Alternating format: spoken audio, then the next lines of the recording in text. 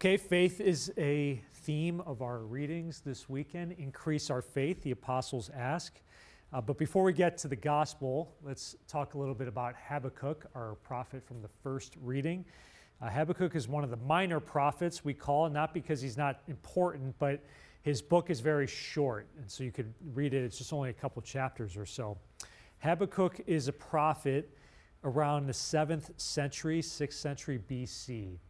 Okay, this is a time when, like most of Israel's history, the Israelites are in trouble.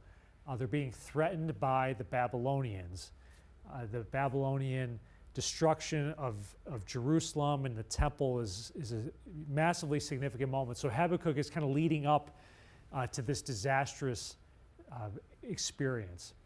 Habakkuk sees it coming because you see the Babylonians, they are north of Israel, kind of like modern-day Iraq, if you can picture the map of the Middle East.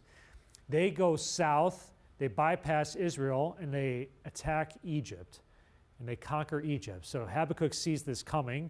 After they conquer Egypt, they're going to make their way up north, and they're going to go after Israel.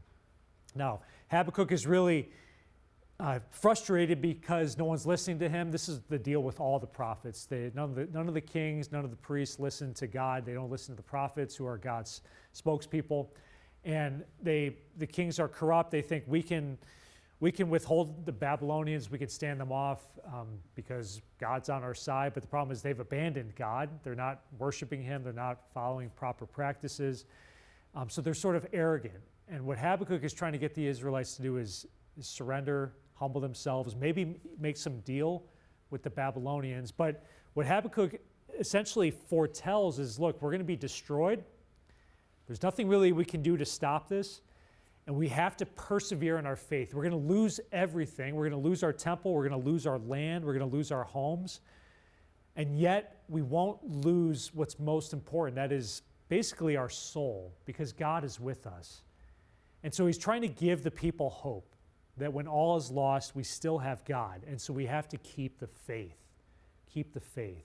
Okay? And that's why Jesus will talk about faith here in our gospel. So everything can be lost. You could lose your health, everything, but God is still by your side. So when the apostles say increase our faith, okay, they're talking about two different kinds of faith here. There's one type of faith that just is like, do you believe in God or not? Okay, you believe or you don't believe.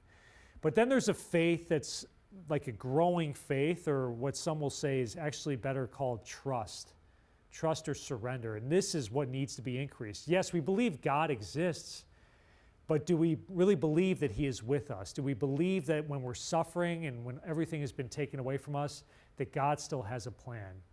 And this is what the apostles realized they need more of. They believe that Jesus is real, that God is real, but they're struggling to trust him. Because at this point in the gospel, Jesus has sort of upped the ante. The teachings he's given are now much more challenging.